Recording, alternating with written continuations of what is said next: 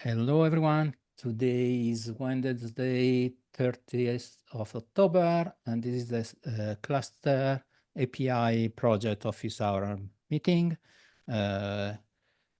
Before starting, usual notes, this meeting abides to code of conduct, to CNCF code of conduct, so please be kind with each other. And we have an agenda doc, which I'm sharing now.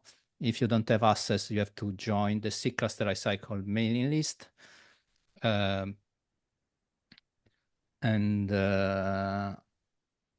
We have an agenda for today. Please add your name to the attendee list. And if you have agenda topic, feel free to add them to the agenda here below in the part that I'm highlighting. And as usual, at the beginning of the meeting, we give room to new attendees to introduce themselves. If you are a new attendee, feel free to raise hand and use the Zoom raise hand feature and introduce yourself.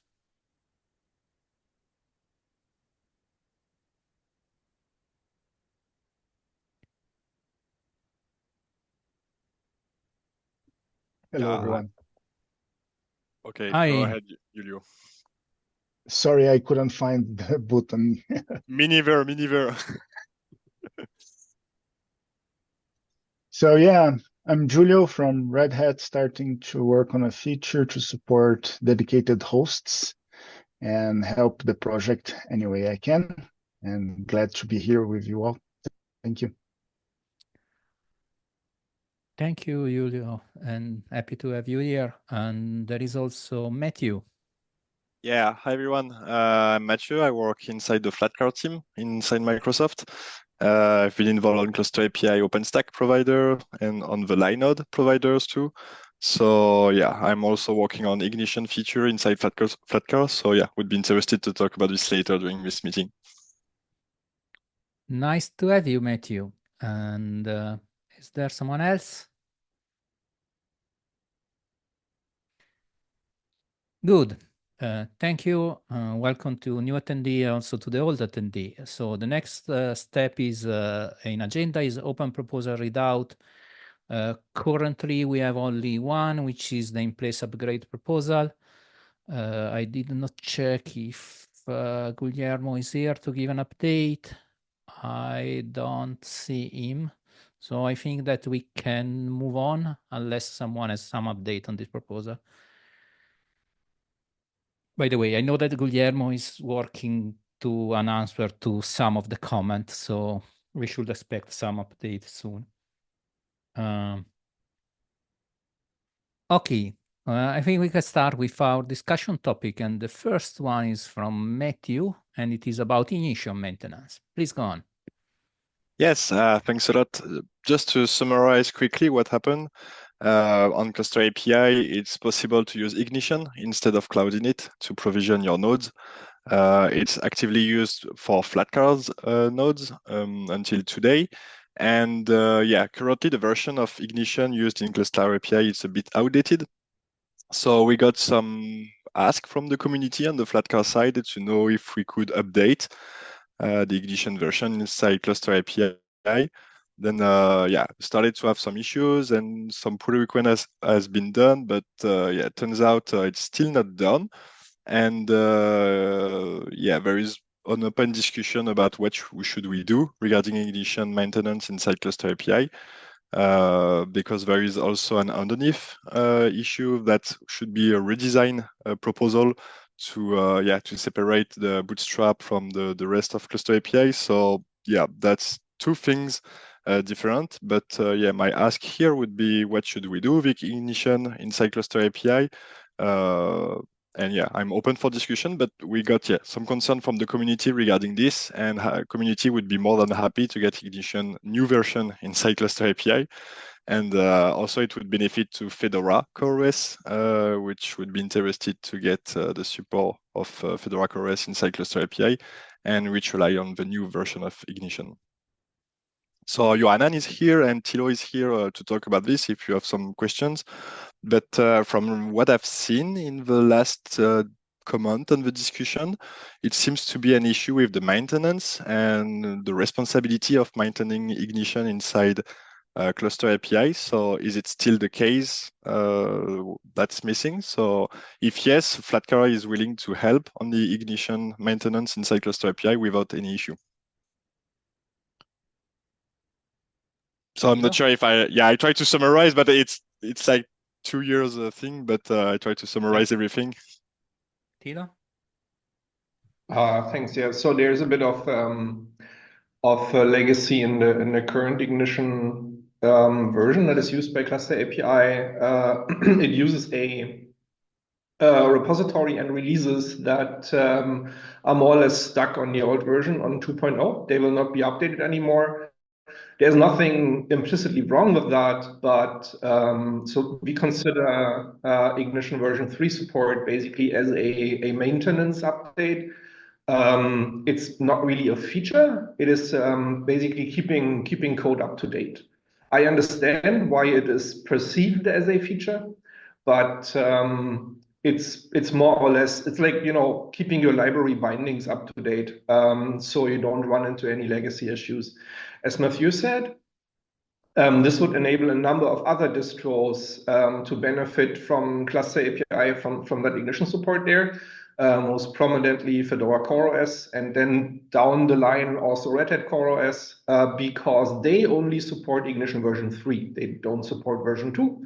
So doing a bit of version maintenance there would help as well. Then during the course of the discussion, I think the first thing that bubbled up is there's no active maintenance for the ignition feature in Cluster API. And we're absolutely willing to take maintenance as a project. So Flatcar is an operating system. And we recently joined the CNCF as an incubating project. So we're the CNCF's first Linux distro. And we're absolutely willing to have Flatcar maintainers officially take over ignition support in Cluster API. However, I think the whole thing kind of escalated and on that issue, and that's why that's also why we're here today, because we think it's always better to talk instead of write comments to each other, and that is the refactoring of whole subsystems of Cluster API, which we agree is necessary. But if you factor it into basic version maintenance, then I think that's kind of feature creep. We should keep those two separate.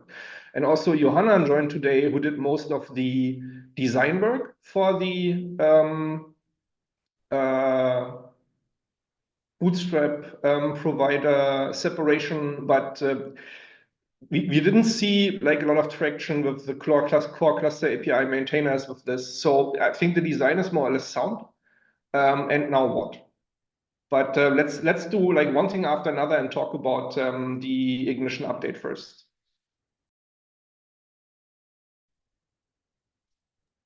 Sorry, just to be fair, my work was not the first iteration. I continued previous effort that started to tackle the issue. I'm talking about 5.2.9.4, but as far as I'm aware, my iteration is the latest, and that hasn't been touched for a while.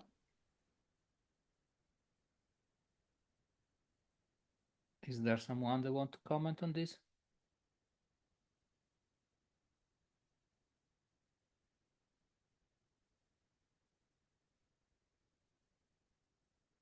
Yeah, I can give me my opinion then. So there is a lot of legacy and there is a lot of contest here. So some of contest is that our project has a lot of occasional contributors,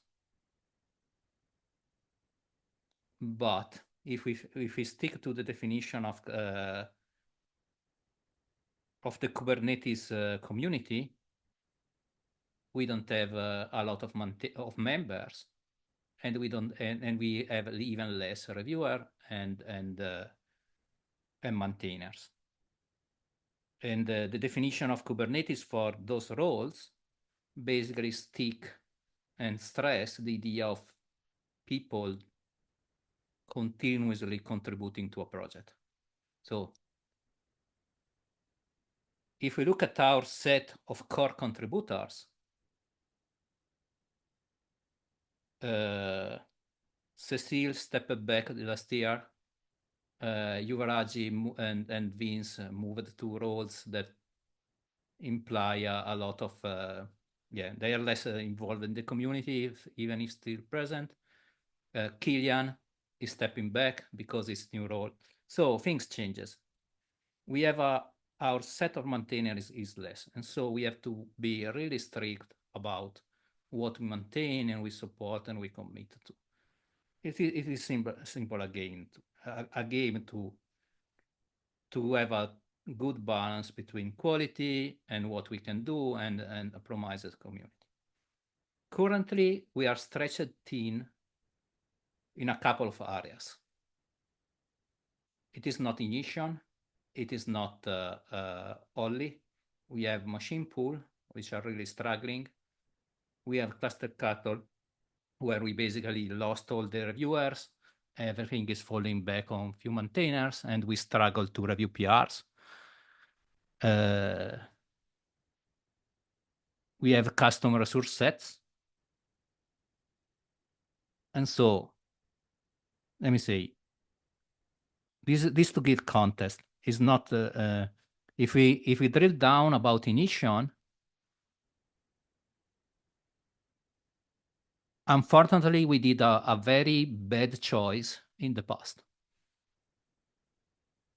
And the choice is now, so in the past, when Ignition, when he started discussing Ignition, basically the idea was, oh, we make a new booster provider for Ignition.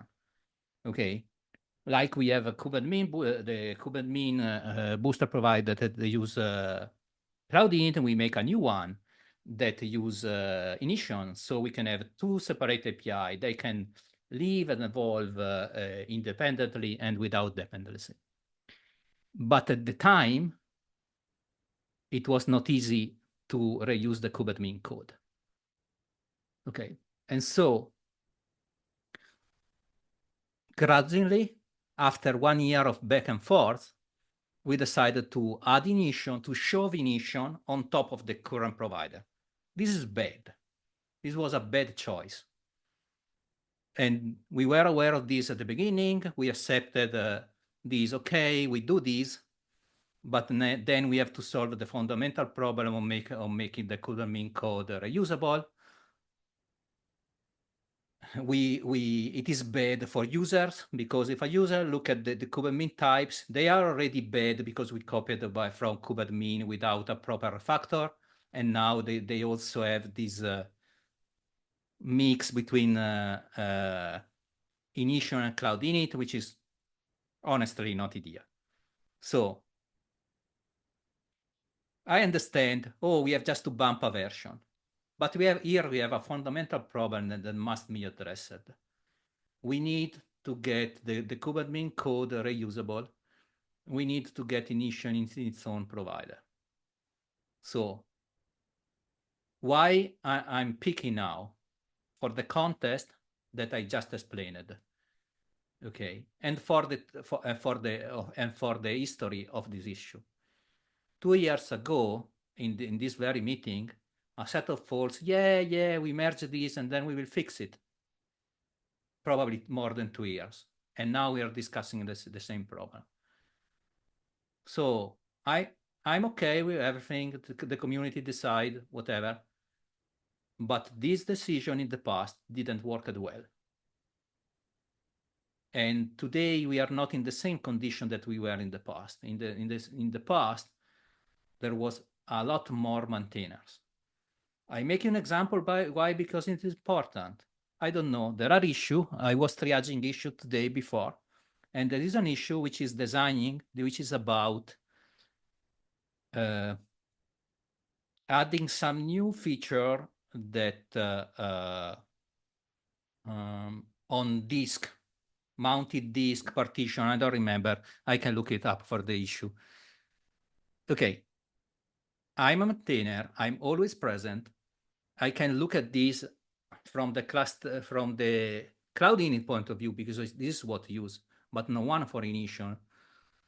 is looking at this issue. This is the difference between occasional contributor and maintainer. Maintainer is there, look at all the issue that come in and figure it out impact on part of the code base. So I'm okay, I stop here. I gave context why I'm keeping this opinion. I would like to also hear other opinion from other maintainers, but this is the struggle that we have. We can say, yeah, we bump the dependency. And then what happened is that for the next 2 years, nothing changes. And we still have problems. So this is what I want to avoid. Thilo and then Stefan. So I could use the opportunity and contest that for 2 years nothing happened because I know that Johanna put a lot of effort into the redesign work. But that's not even the point. If you're looking for more maintainers for Cluster API, wouldn't it be better if we let some of the Flatcar maintainers on board, even only as Ignition maintainers in Cluster API, because that's what we're offering. We don't want to just have this one updated. We spoke up on the ticket and we offered to take over Ignition maintainership in Cluster API. And I realize that's not what you're asking for. You're asking for the redesign of the Bootstrap provider. But I mean, putting your foot down and basically not letting us help with Ignition maintenance. Is that really a good path forward?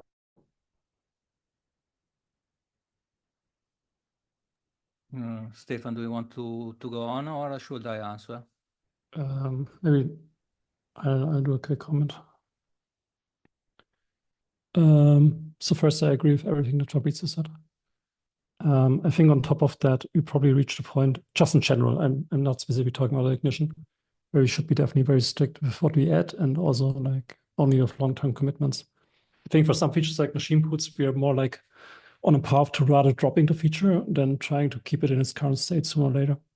And we, specifically for machine boots, I think we have like asked like every few months for a few years now for people to step up, and it's not happening.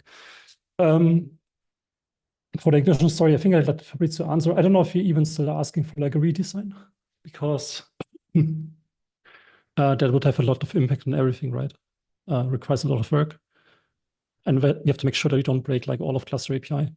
And it also requires a lot of bandwidth from core maintainers like Fabrizio and me that we simply don't have, like to rewrite half of Cluster API.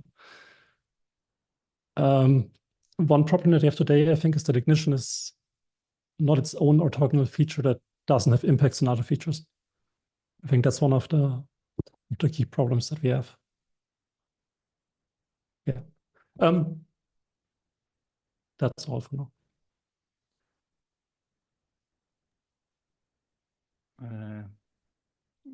Joanna, you want to chime in? Otherwise, yes. I will answer to Thilo. Oh, you want to go ahead and I'll go first? I'll go next. Up to you. Go ahead. I'll speak later. Yeah, I think that I apologize if I gave the impression that I don't want folks to chime in. I just want to do the right thing. So, and sometime doing the right thing in a project imply to pay down the technical debt. In this case, the technical debt is a wrong decision that we did in the past. And so we need to find a way to rectify this decision. And it is a tricky one. And this is the reason why, probably the reason why it is there since 2 years, because the big problem here is not really what we do, is how to do this in a way that does not impact to users. Because we need to split, we need to reuse some code. This is the actual need. And if in order to reuse some code, we end up introducing 3 or 4 CRDs that the user have to take care of, we are not making a good job from a user point of view. So reusing code, introducing CRD is the balance that we have to find out. I don't have a proposal because honestly, I did not invest at this, and there was no critical mass to make this happen. But I'm definitely more than happy to have folks that want to ramp up. But if the folks are not willing to do to pay down the technical debt, I just wonder. I just it is part of my. I think that is part of my job to ask ourselves: Are we? What are we doing? Is this healthy for the project or not? Because honestly, postponing this problem for 2 years did not help it, because this discussion is not fun for no one. And we could have avoided this by taking a better decision in the past. So the last change in the doc was in June this year, and I would please at this point have us stop saying that we postpone anything for 2 years, because we did not. Okay, I got it. I take this, but may I ask why it's not listed in Autobahn proposal? Because there was a single person working on it, and that was Johanna, and no, we had the occasional review, but no core maintainer joined in and helped with actually designing it, let alone putting it in practice. So we were pretty much at kind of a lone warrior spot, and being in such a spot in an open source community is unhealthy. Yeah, I agree with you, and apologize if this happened, but Mike can speak about this, Guillermo can speak about this. So we don't have bandwidth. We are a small set of core maintainers, but if folks reach out and they engage us to make a proposal, we try to help. It happened on Guillermo proposal. It happened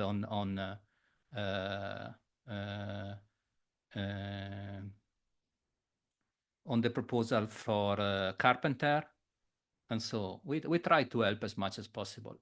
Honestly, I saw in an issue that someone was working on a document, but I never got engaged in that document. There was not a ping or stuff like that. Could you give a review, stuff like that?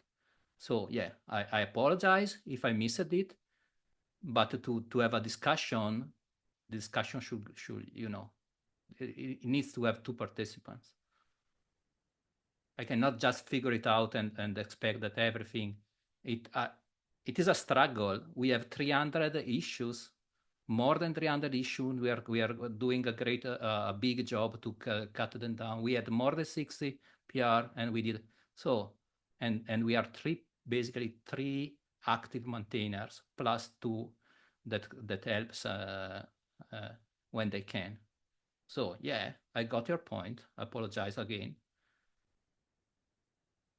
But to have a discussion, we need to be involved. Jonathan? Yes. First of all, thanks a lot for holding the maintainership torch for so long.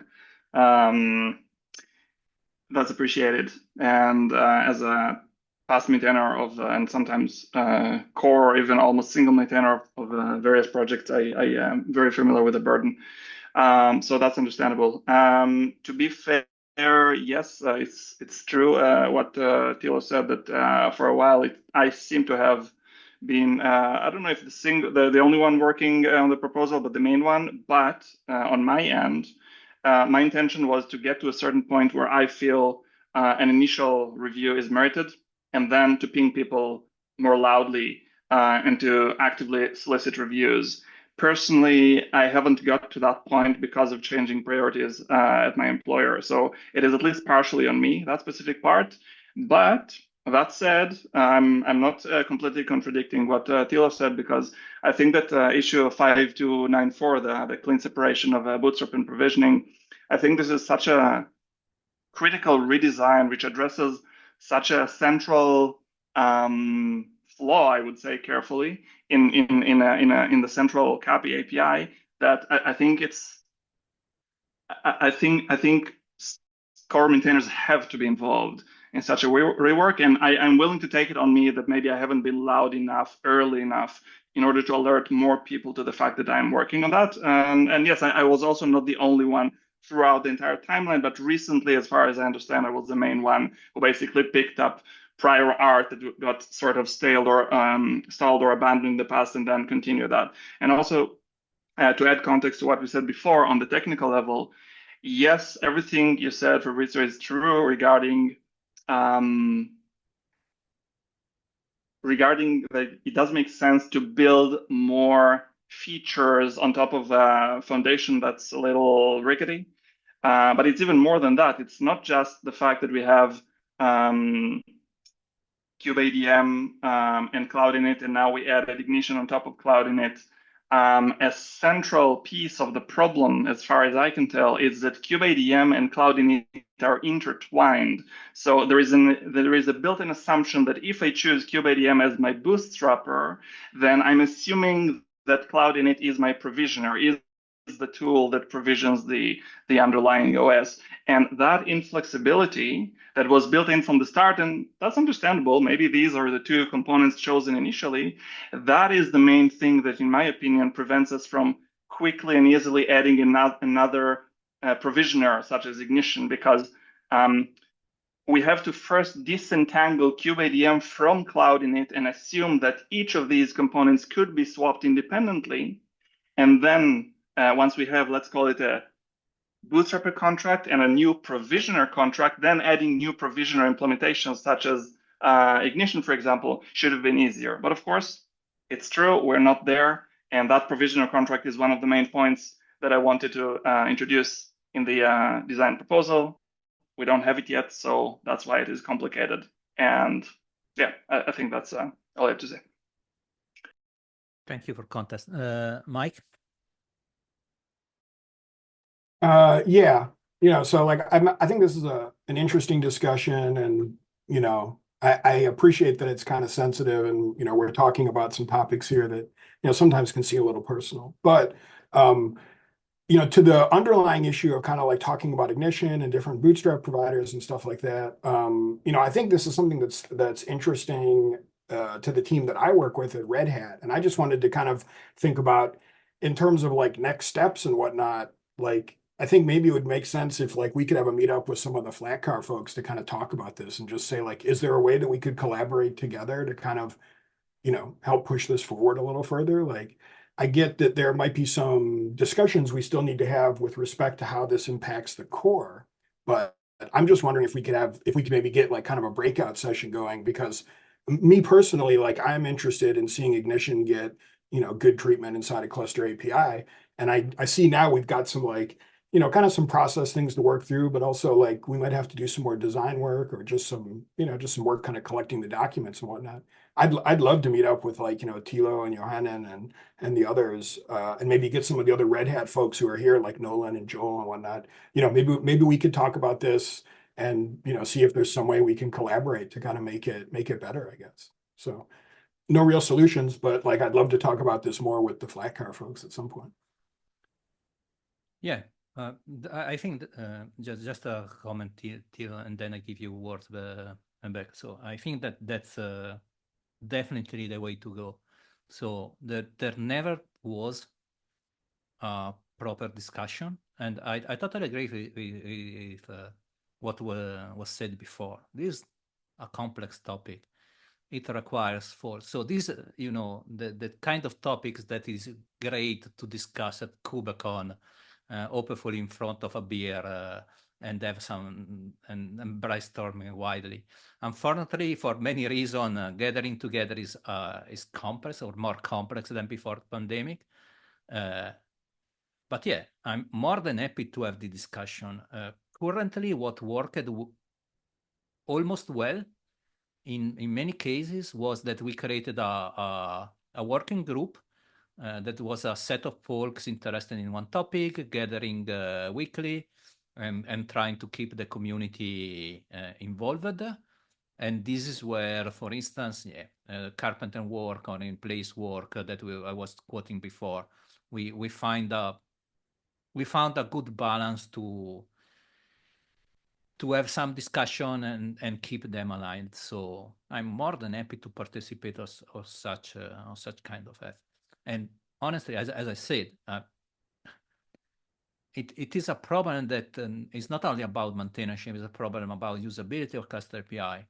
And if we can address, I will be more than happy, even if I don't have, my company doesn't have priority or interest in initial, but I think that the community benefits, my company benefits, everyone benefits. So like we are doing for Carpenter and in place. So yeah, more than happy to do this. And sorry if it seems that I'm taking this personal. It's not personal. It's just we just want the best for the project and for this community. So this is what we're trying to looking at. And Tino? This is understood, by the way, and this is why we're stepping forward to take over Ignition support. We'd be entirely happy if some Red Hat folks could join us there. We actually have a regular and in parts pretty intense collaborations with the Fedora CoreOS folks already. Mathieu had a talk at last KubeCon with Timothy from the CoreOS team. So there's kind of prior art, and if it would be possible to extend that collaboration in Cluster API, we would be super happy. We have the best experiences with Red Hat folks, so that would be great. Also, and that's the second thing, the working group for Bootstrap provider separation. Oh yes, please. That makes a lot of sense. And it's not just because we have a forum where we can iterate and can actually make sure that there is traction and that there remains traction. And this is personal, but I felt really, really sorry for Johan when his design work didn't make the impact we were hoping for it to be. And that would be a forum particularly for this purpose. That would be amazing. Up to the point where I'm the tech lead of the special purpose operating systems working group in the tech runtime, and we could kind of cross-pollinate. So you folks could come over there, or we could come over there as the Bootstrap provider separation working group and present our work, because that definitely has an overlap with the special purpose operating systems that we were discussing there. So that would be exciting as well. So that yeah, exactly. Red Hat CoreOS is Ignition-based. Fedora CoreOS is Ignition-based. And we basically more or less paved the road for those folks as well. So I think down the road, there are like two things we need to line up. First is the working group, where there seems to be universal approval of it. And the second is working ourselves into Ignition maintenance. I don't know in what format that should happen, if that should be in the working group already, which would probably kickstart the working group, so that wouldn't be bad, or any other way. But we also came here not just to propose to update Ignition, but to step forward and to take over active cluster API maintenance, particularly the Ignition parts, because we're operating system people. That's the stuff we're mostly confident with. So yeah. Yep, thank you. So I think that the next logical step here is to get started a working group. I just want to give an angle at this topic as a starting point for the working group. So I think that we should really carefully evaluate if the separation between providers and bootstrappers is something that is relevant for user, or is something that is a technical problem that should be solved not in the API level, but in under layer with some other way. So I think that should be a first big decision that should direct that the working group should figure it out and basically drive all the following steps. Because yeah, if you have to keep the current API and current contract, the solution should be different. Or if you change the current API current contract, we have to really figure it out how much this impact all the users. And so these are first big decision that, in my opinion, the working group should address. And yeah, I'm really thankful to the Ignition team to be here. I'm looking for, and Red Hat for volunteering on this area. Yep, I will try to participate my best. Unfortunately, currently time is a luxury that I struggle with, but yeah, I will try to be there as much as I can too. So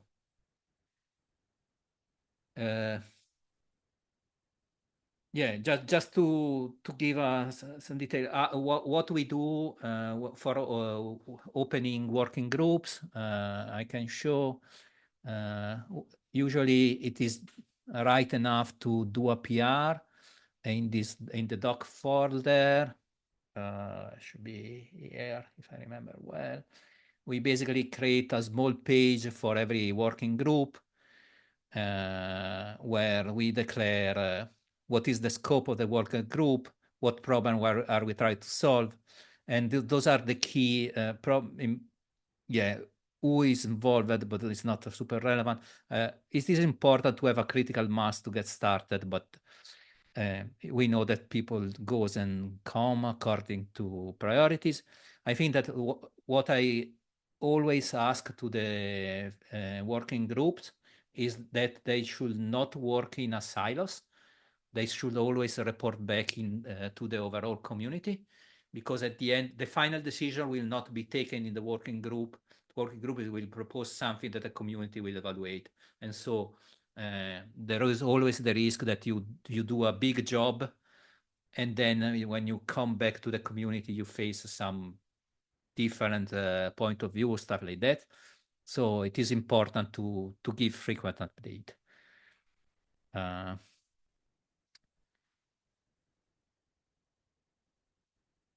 Okay, this was a really interesting discussion. Some last minute comments, someone want to add to this topic?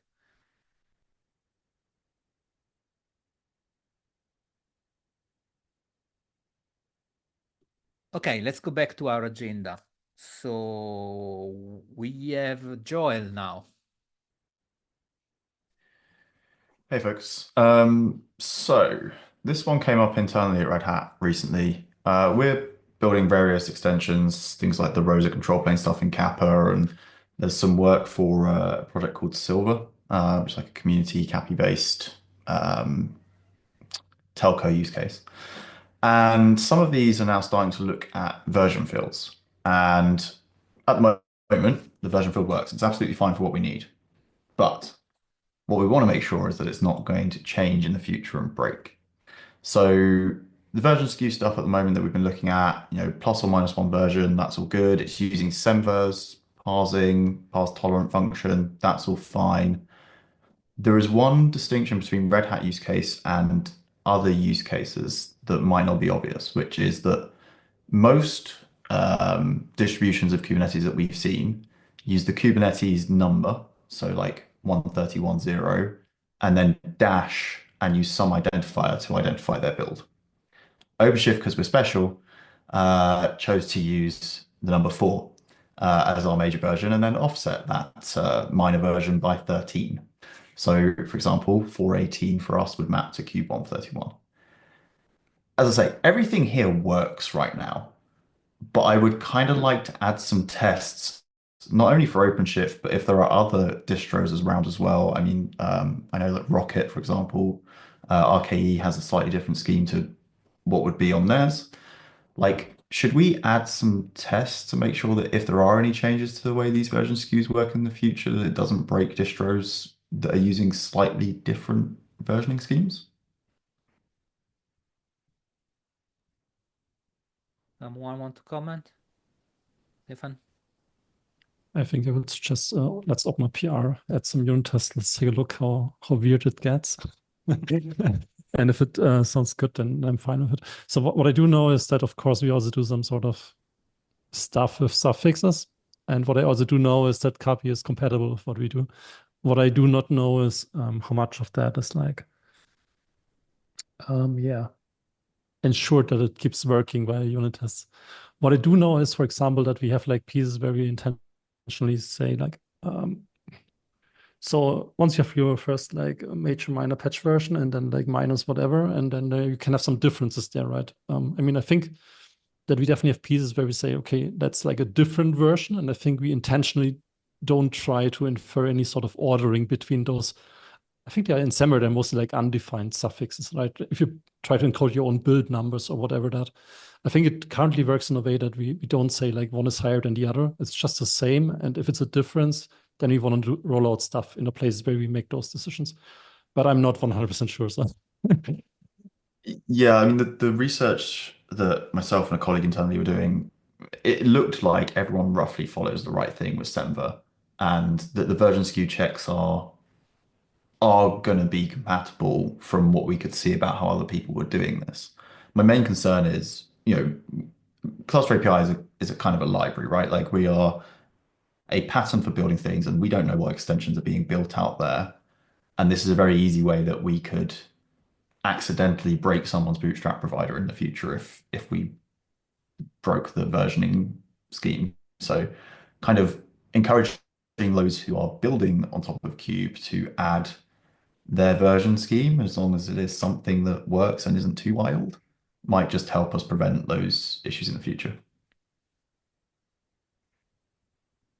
Yeah, so it always sounds fair to me, basically, I mean, just have unit tests basically to ensure that certain version schemas work. You have to take a look at the PR and ones exactly. I mean, I just don't know what you're coming up with if it gets to like the suffix stuff. But I mean, in general, if it sounds reasonable, it's fine with me.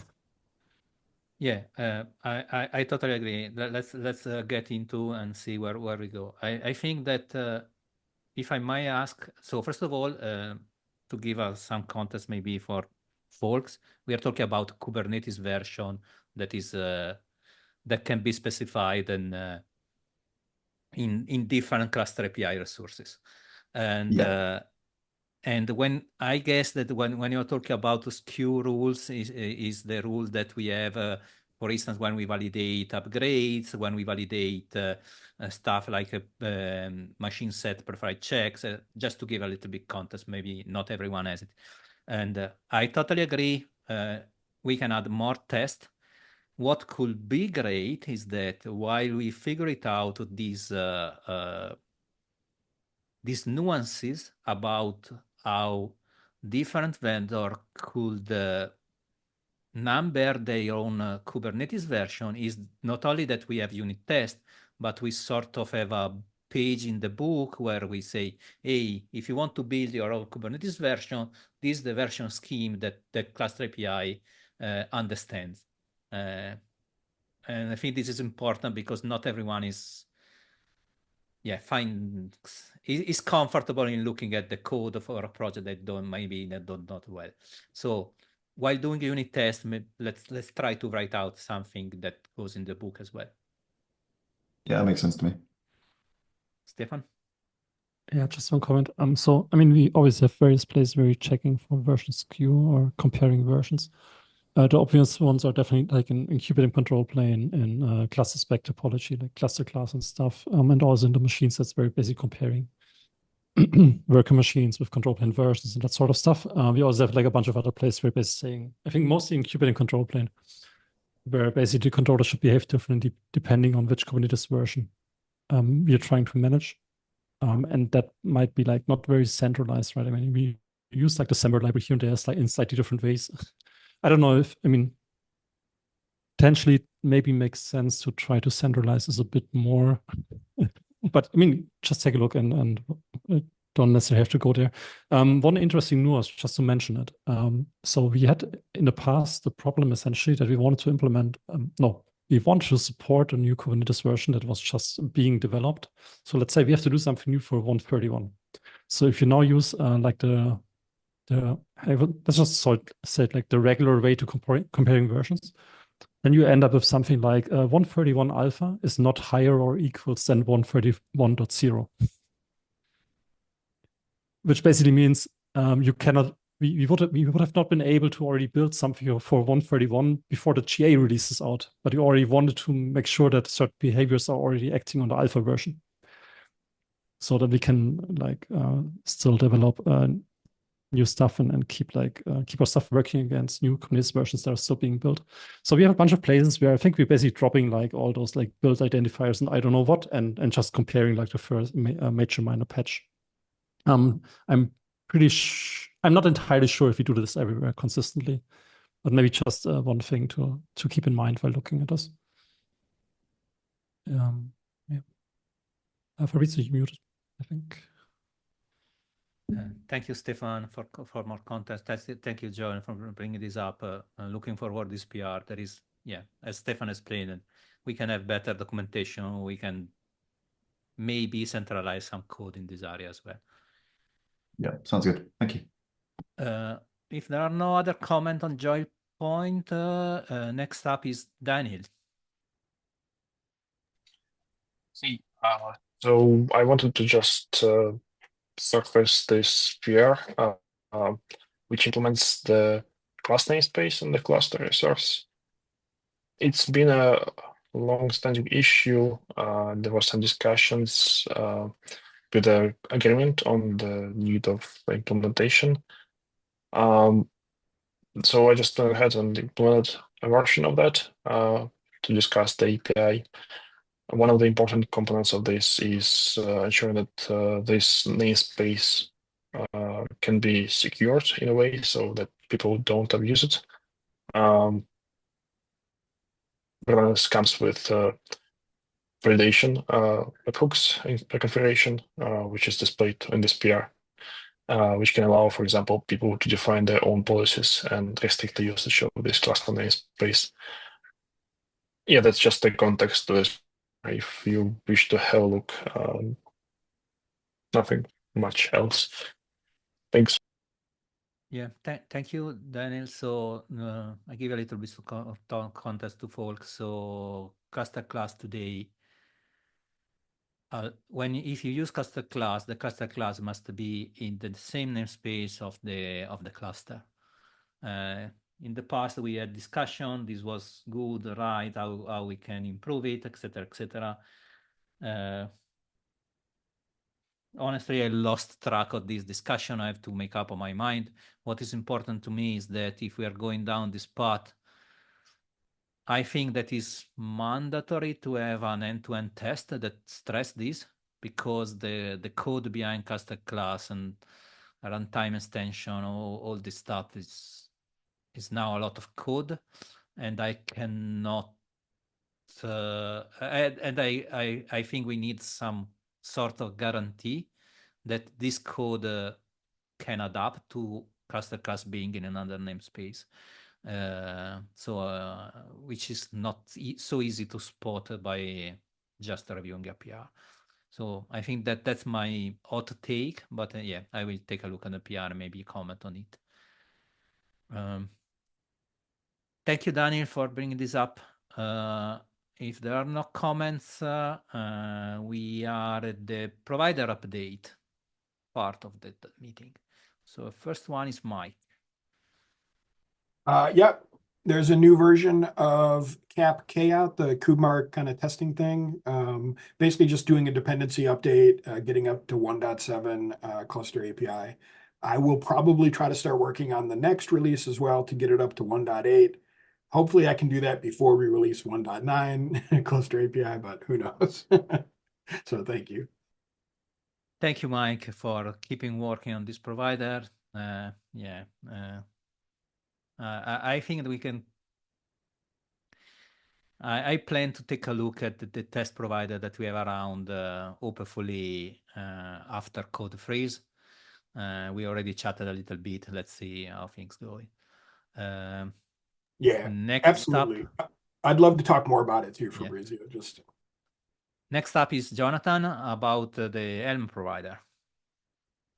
Hey, yeah, I just wanted to update and say I cut a new patch release for CapH, which includes a version bump from CAPI 1.7 to 1.8, and some dependency updates as well.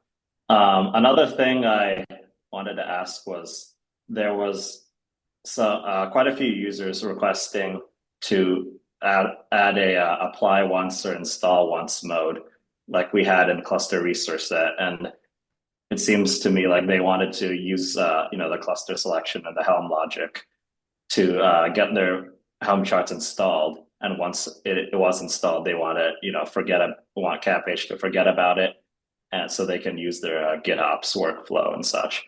I was just wondering what other people thought of that, and since that feature was in cluster resource set, I was curious about how well it worked, or if there are any things that people wish were changed about it.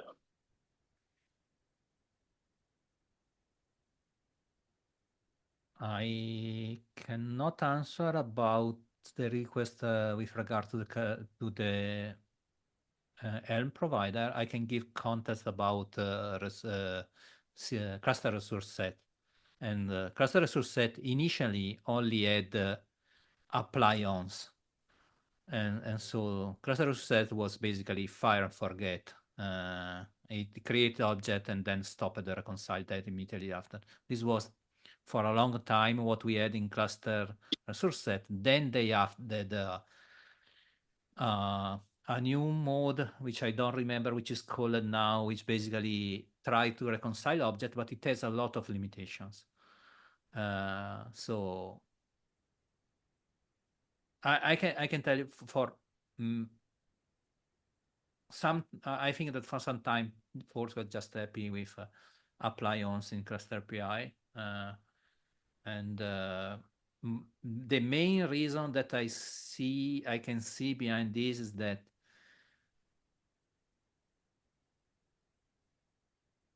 people would like to have only a single way to manage their add-ons, and they just want that cluster API helps them to install add-on when the cluster is provisioned, but they wanted to hand over this provider management to something else. But this is my guess. So probably I see that Mike commented in the agenda. Probably better if you reach out to him and you discuss about the use case with him as well. I remember that also there is an issue in CapH with a lot of discussion about this. So reach out to the folks and try to collect use case there. Maybe they can give you the information you're looking for. Thank you very much. Next is Matt about CapZ. Yeah, thanks, Fabrizio. This is pretty self-explanatory, but we had a couple patch releases. We caught up with CAPI patch releases and have some bug fixes. That's it. Thank you very much. Always impressive how many release the CapZ team is doing. Really great job there. And Mike, the last update is for feature group from you. Yeah, thanks, Fabrizio. Yes, immediately after this meeting, in about 5 minutes, we will have the Carpenter feature group meeting. For those who haven't been following along, the feature group is now focusing on experimentation and working towards building an enhancement that we could propose to the cluster API community. So we'll be talking about that, and I've actually got an update out to bring Carpenter up to 1.8 cluster API. So I need to get back on the KubeMark stuff to get it updated as well. So anyways, we'll have a good discussion in a few minutes. And thank you very much. We are nearly at the top of the hour. So great discussion today. Thank you again from the Ignition folks to show up. And see you next week. Is KubeCon or it is the week before? Next week is the week before. Okay, so see you next week. Bye, everyone. Thanks, Fabrizio. Bye, everybody. Bye-bye. See you.